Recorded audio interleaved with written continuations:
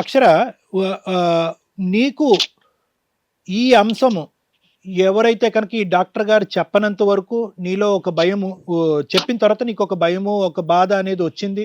దాంతోపాటు అనవసరంగా ఒక క్వశ్చన్ మార్క్ అనేటటువంటిది నీ బ్రెయిన్లో పెట్టేసుకున్నావు. ఓహో, అందరు సీక్వెన్షియల్గా అందరూ ఒకరి తర్వాత ఒకరు ఇలా చనిపోతే కనుక నెక్స్ట్ సీక్వెన్స్లో నేనే ఉన్నానేమో అనేటువంటి, నేను కానీ నా బ్రదర్ కానీ ఉన్నాడేమో అనేటటువంటి భయం నీకు ఏర్పడింది. ఈ సబ్జెక్టు తీసి పక్కన పెడితే నీ జీవితంలో నువ్వు వేసేటటువంటి ప్రతి అడుగులో సక్సెస్ ఉందా? ఇప్పటి వరకు నీ 28 ఇయర్స్ నీకు ఊహ తెలిసిన నుంచి ఇప్పటి వరకు స్కూల్ అవని, కాలేజ్ అవని, యూనివర్సిటీ అవని, లేదంటే పోస్ట్ గ్రాడ్యుయేషన్, సక్సెస్ ఉందా లేదా? లేదు. ఏమ్మా, ఏమైంది? ఏంటి ఏం చెప్తాను సార్, నాకు అంటే తెలిసి వచ్చే వయసు అప్పటి నుంచి ఎవరో ఒకరు ఇంట్లో చనిపోతూనే ఉన్నారు అలాగా. ఇంకేదో ఒక ప్రాబ్లం ఇంట్లో.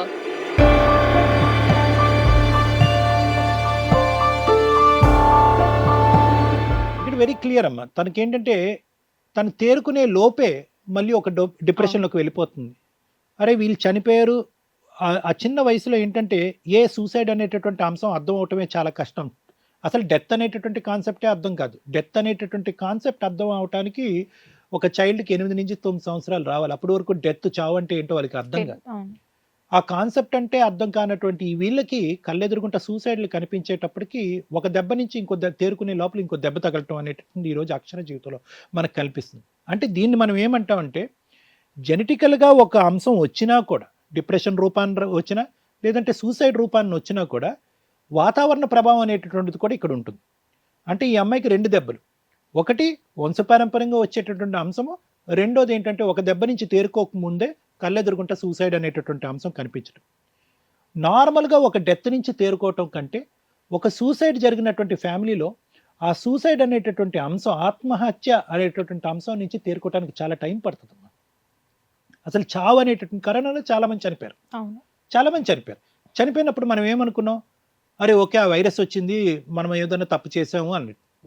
కానీ సహజంగా ఏంటంటే సూసైడ్ జరిగిన తర్వాత ఎందుకు చనిపోయారు, ఏ కారణం చేత చనిపోయారు, నేనేమన్నా వాళ్ళతో తప్పుడుగా ప్రవర్తన, అంటే దగ్గరగా ఉండేటటువంటి బంధువుల్లో ఏర్పడేటటువంటి ప్రశ్నల ఉపద్రవం ఏ స్థాయిలో ఉంటుందంటే కనుక, ఎందుకు నా వల్ల, నేను చూడకపోవటం వల్ల, ఆ సమయానికి నేను మేడ మీదకి వెళ్ళి ఉంటే బాగుండేదేమో, ఆ సమయానికి నేను కరెక్ట్గా తలుపు తీసి నేను స్నానానికి వెళ్లకుండా ఉంటే బాగుండేదేమో, ఆ ముందు రోజు నేను గట్టిగా మాట్లాడకుండా ఉంటే బాగుండేదేమో, ఎగ్జామ్ ఫెయిల్ అయ్యాడని చెప్పి నేను అవమానకరంగా 2 రోజుల పాటు అతనితో మాట్లాడకుండా నేను అలా ప్రవర్తించకుండా ఉంటే బాగుండేది. ఆ గిల్ట్ ఉంటుంది చూడండి, అది మనిషిని ఎవరైతే కనుక సర్వైవర్స్ అంటారు, అంటే కేరర్స్ అంటారు, అంటే ఎవరైతే కనుక సూసైడ్ నుంచి దగ్గరగా చూసేటటువంటి వ్యక్తుల్లో ఈ ప్రశ్నావళి అనేటటువంటి కాన్స్టెంట్గా వాళ్ళని వేధించి ఆ ప్రశ్నకు సమాధానం దొరకదు. బ్రతుకున్న వాళ్ళు అయితే కనుక మనం సమాధానం అడగచ్చు.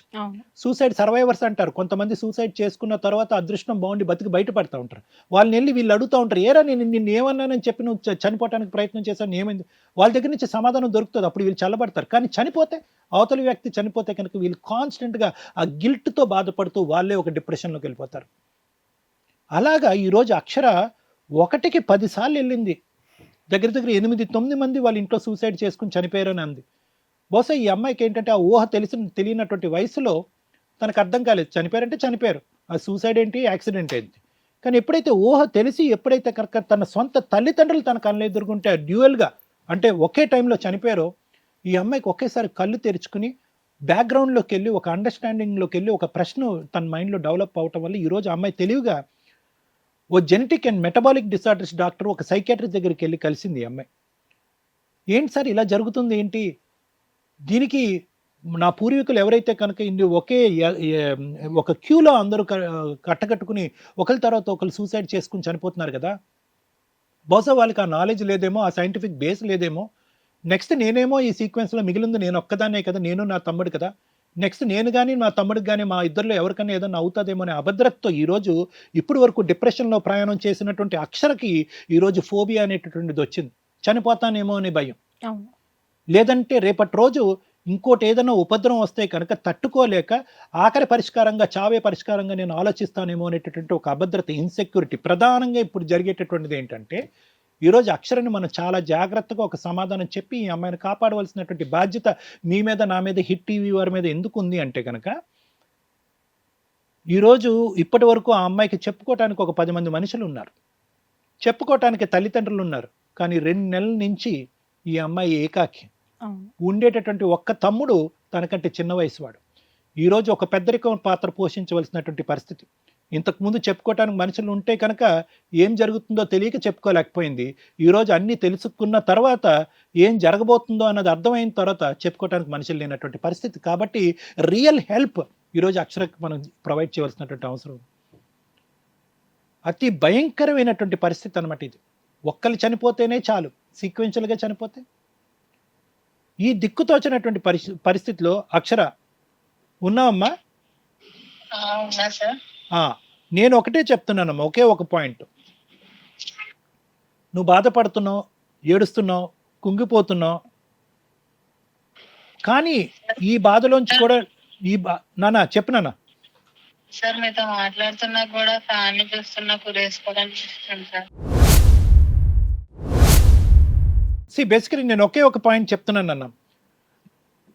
అనిపించటం వేరో, చేసేసుకుంటానేమో అనేటటువంటి భయం ఉండటం వేరో, నేను ఖచ్చితంగా చేసుకుని చచ్చిపోవాలి అనేటటువంటి ఇంటెంట్ వేరో. నువ్వు 2 ప్రశ్నలు ఉన్నాయి ఇక్కడ నీకు. నీ పూర్వీకులు ఎవరైతే కనుక, పెద్దవాళ్ళు ఎవరైతే కనుక చనిపోయారో ఆ లిస్ట్ అంతా కూడా నేను అడగలేదు. వాళ్ళందరూ కూడా బ్రతికి వేస్తూ, బ్రతుకుంటే ఏం లాభం, కష్టమే తప్ప సుఖం లేదు, నేను బతుకుంటే కనుక నలుగురికి బాధే తప్ప నేను ఎవరిని సుఖపెట్టలేకపోతున్నాననే చివరి గడియకు వచ్చిన తర్వాత వాళ్ళు మేము చనిపోవాలనేటటువంటి ఉద్దేశంతో చనిపోయినటువంటి వాళ్ళు. ఈరోజు నీకు చనిపోవాలనేటటువంటి ఉద్దేశం కాదు, చనిపోతానేమో అనే భయం. ఈ రెండిట్లకి చాలా తేడా ఉందమ్మా. నువ్వు వాస్తవానికి నువ్వు నన్ను అడగవలసినటువంటి ప్రశ్న ఏంటంటే, రేపటి రోజు నాకేదన్నా ఒక దిక్కు తోచనటువంటి పరిస్థితి వస్తే కనుక, ఈరోజు నా పక్కన ఎవరు లేరు, చెప్పుకోవడానికి ఎవరు లేరు, ఒక దిక్కు తోచనటువంటి ఒక భయంకరమైన పరిస్థితి వస్తే కనుక, సమస్యకు పరిష్కారం లేదేమో అనేటటువంటి ఫీలింగ్తో నేను ఉండిపోతే కనుక, ఆ రోజు నేను సూసైడ్ చేసుకోకుండా నన్ను నేను కాపాడుకునేటటువంటి మార్గం నాకు చూపెట్టండి డాక్టర్ అని నువ్వు అడగాలి. ఇప్పుడు ఉండేటటువంటి ఫియర్ మాత్రం నీకు ఏదైతే ఉందో అక్షర 210% కాన్ఫిడెన్స్తో నేను చెప్తున్నాను, ఇది fear of death, not the want of death. చనిపోవాలనే కోరిక కాదు, చచ్చిపోతానేమో అనే భయం. చచ్చిపోతాననేటటువంటి భయం ఉండేటటువంటి వాళ్ళు చచ్చిపోరు. చచ్చిపోవాలి అని కోరుకుని ఉండేటటువంటి వాళ్ళే సూసైడ్ చేసుకుంటారు. సో కాబట్టి ఈరోజు ఆ డాక్టర్ గారు నీతో అలా చెప్పటం వల్ల నీ మైండ్లో ఒక రాంగ్ ఐడియా పుట్టుకొచ్చింది. అమ్మ గబుకని నేను వెళ్ళి చచ్చిపోతానేమో. నో, ఎప్పుడైతే కత్తిని చూస్తే కనుక నేను ఏదో చేసుకోవాలని అనుకుంటున్నావో, నేను చేసేసుకుంటానేమో అంటున్నావో, దాన్ని ఫియర్ అంటారు. అదిగో కత్తి దొరికింది, నన్ను నేను పొడుచుకుంటానంటే కనుక దాన్ని ఇంటెంట్ అంటారు. ఆ రెండు డిఫరెంట్. భయం నుంచి ఎట్లా రావాలని నేను మీకు కాల్ చేశాను. నేను నా మాటలు జాగ్రత్తగా వినమ్మా. నీది భయం, నీ ఫియర్ కాంప్లెక్స్ ఖచ్చితంగా క్లియర్ అయిపోద్ది. ఎందుకంటే కనుక ఈరోజు చనిపోయినటువంటి 2 నెలలకే ఏం జరుగుతుంది అనేటటువంటి ప్రశ్న నువ్వు అడుక్కుని మాకు ఫోన్ చేసావు చూడు. That is the first step for the solution for your problem. ఎందుకంటే నీకు ఒక ఆలోచన కలిగింది ఈరోజు, అరే నేను కూడా ఇలా అయిపోకూడదు అంటే కనుక దీనికి ఒక సైంటిఫిక్ ఆన్సర్ నేను వెతుక్కుంటూ పోవాలి, నన్ను నా తమ్ముడిని కాపాడాలి అనేటటువంటి దృక్పథంతో ఈరోజు ఫోన్ ఎత్తి మాకు ఫోన్ చేసి కలిపావు చూడు. That is the first step to the solution. గుర్తుపెట్టుకో. అంటే ఏంటంటే నా జీవితంలో ఏం నడుస్తుంది, ఏం జరుగుతుంది అనేటటువంటి విశ్లేషణ శక్తి మానసిక సమస్యలకు ఉండటం అనేది ప్రధానమైనటువంటి అంశం.